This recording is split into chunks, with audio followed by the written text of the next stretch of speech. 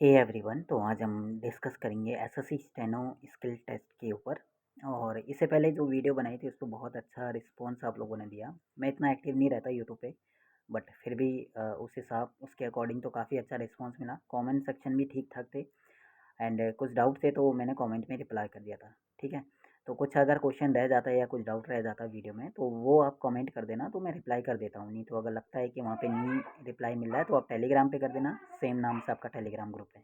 ठीक है, अब स्किल टेस्ट के ऊपर डिस्कस करते हैं। तो नॉर्मली जो बेसिक इन्फॉर्मेशन होती है कि ग्रेड डी के लिए 80 वर्ड पर मिनट, ग्रेड सी के लिए 100, वो नॉर्मली पता होता है। बट मैं यहाँ पे कोशिश करूँगा कि स्क्रीन पे भी लगा दूँ जो भी डिटेल इन्फॉर्मेशन रहती है, बेसिक इन्फॉर्मेशन। और नहीं तो टेलीग्राम ग्रुप पे भी मैं वो चीज़ें सेंड कर दूँगा। और सेकंड इंपॉर्टेंट चीज़ कि 34,000 यानी 9,000 लोग तो ग्रेड सी में सेलेक्ट हुए हैं और 26,000 के आसपास ग्रेड डी में। स्किल देने सभी को जाना है, इसीलिए जाना है, चाहे आपका इससे पहले स्किल क्लियर हुआ हो या आपका इसके स्टेनो बहुत अच्छी हो, फिर भी जाना है। इंपॉर्टेंट चीज़ पता है क्या है?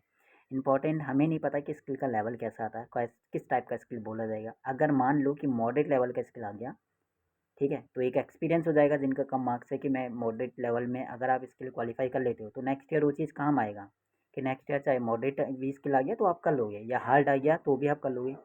ठीक है, और वही तो चीज़ पता चलेगा ना कि अगर ईजी में आप निकाल ले तो बड़ी बात नहीं है, बट आप मॉडरेट या हार्ड वाले डिक्टेशन को आप निकाल दे रहे हो तो वो बड़ी बात है। तब आप बोल सकते हो कि मेरा स्किल निकल जाएगा।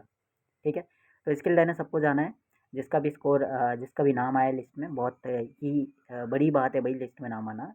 एक शायद 2 लाख के आसपास लोग थे, उनमें से 34,000 में आना बड़ी बात है।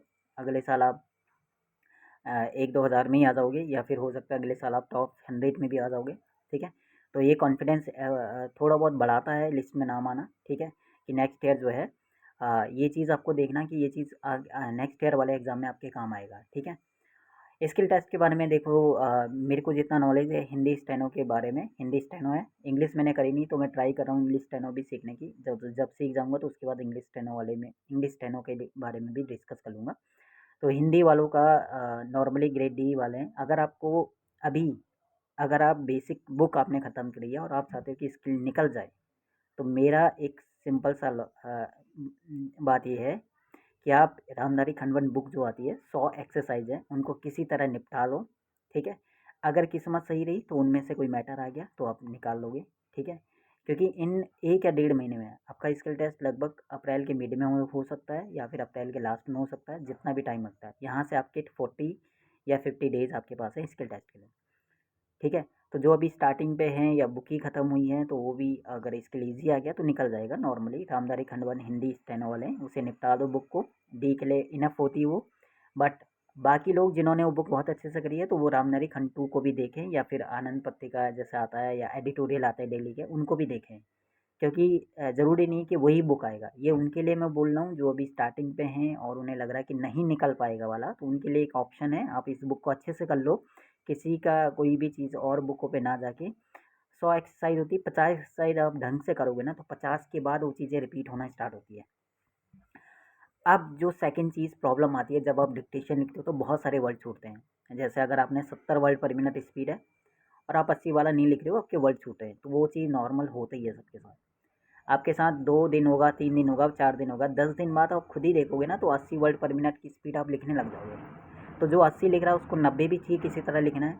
आप दिन में अगर 5 मैटर लिख रहे हो तो 5 में से 4 मैटर आप 80 वाली लिखो, एक 90 का ट्राई करो, एक ज़्यादा स्पीड पर ट्राई करो। ठीक है, अगर वहाँ फ्लक्चुएशन थोड़ा ज़्यादा हो गई तो फिर वो काम आता है। ठीक है, वहाँ पे पता नहीं कि वो 80 वाले मैटर को 90 भी खींच सकते हैं, वहाँ पे 95 तक खींच लेते हैं कहीं कहीं तो।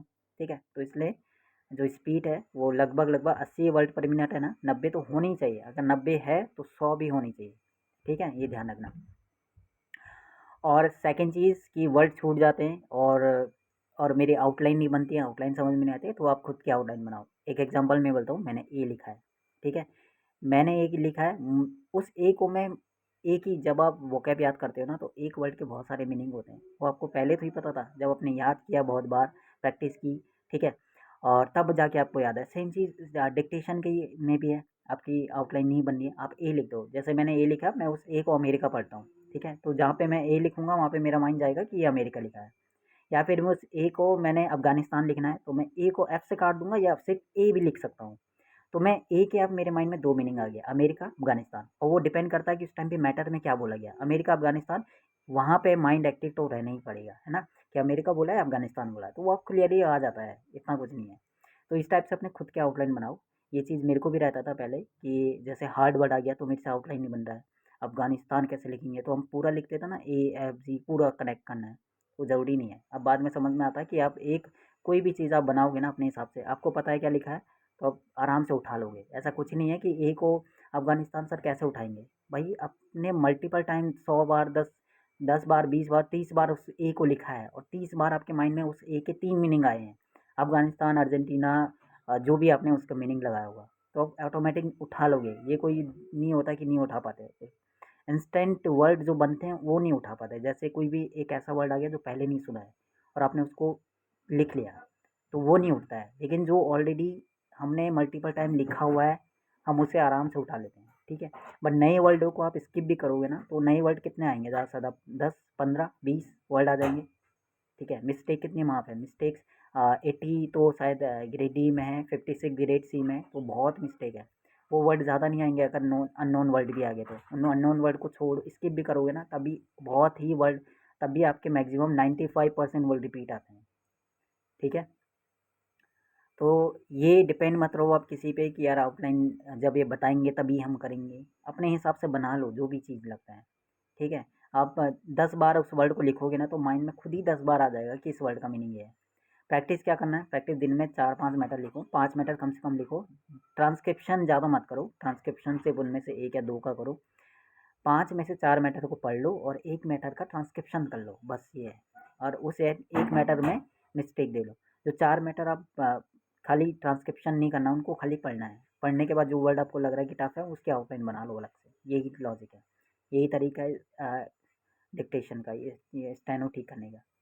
प्रैक्टिस ही इम्पॉर्टेंट है। एक लास्ट में एक ही वर्ड आता है, प्रैक्टिस। जितना करोगे उतना चीज़ें सही होते जाएंगी, उतनी मिस्टेक कम होते जाएगा, ठीक है। और स्टेनो का अगर रामनरी खंड 1 और 2 इसके सॉरी डिक्टेशन यूट्यूब पे ऑलरेडी बहुत लोगों ने डाला हुआ है। अब सर्च करो, यूट्यूब पे सर्च तो करो एटलीस्ट। रामनरी खंड 1 80 वर्ड पर मिनट, 90 वर्ड पर मिनट, 100 वर्ड पर मिनट, तीनों स्पीड में मिल जाती है रामनरी खंड 1। ऐसे नहीं कि डिक्टेशन के लिए भी कोई पेड कोर्स लेना पड़ेगा या कुछ लेना पड़ेगा, ठीक है। ऑलरेडी सब चीज़ें यूट्यूब पे आप सर्च करो, यूट्यूब पे जाके हर चीज़ मिल जाएगा, ठीक है। और ग्रेड सी वाले तो ये हैं कि अगर 100 वर्ड पर मिनट है तो उनको 120 वर्ड पर मिनट पे लिखना चाहिए, कम से कम 110 तो होना चाहिए ग्रेड सी के लिए, तो 110। तो और ग्रेड डी के लिए अगर 80 है तो 90 मेरे हिसाब से स्पीड मिनिमम होनी चाहिए, ठीक है। 85 भी चल जाएगा, वो डिपेंड करता है कि वहाँ पे फ्लक्चुएशन किस लेवल तक गई है। कभी 85 से ज़्यादा मेरे को नहीं लगता ले जाएंगे वो लोग, 90 से ज़्यादा मैक्सिमम 90, 95 तक भी नहीं, 90 तक ही ले जाते हैं, बट चीज़ें कवर हो जाती है। और इसके अलावा जो भी डाउट होता है कमेंट सेक्शन में पूछ लेना, मैं वहाँ पे रिप्लाई कर दूँगा स्किल टेस्ट को रिगार्डिंग, जो भी आपका डाउट रहता है। तो बाकी स्किल टेस्ट मैंने बता दिया आपका अप्रैल मिड तक पॉसिबल है, या शायद हो सकता है कि फर्स्ट वीक के आसपास भी चीज़ें हो जाएँ। एंड बाकी कट ऑफ के ऊपर मैं डिस्कस कर चुका हूँ। कट ऑफ 140 प्लस जिसके भी स्कोर हैं, EWS, OBC या जनरल 140 प्लस, वो सभी स्किल को बहुत अच्छे से करना, क्योंकि चांसेस बहुत हाई हैं होने के।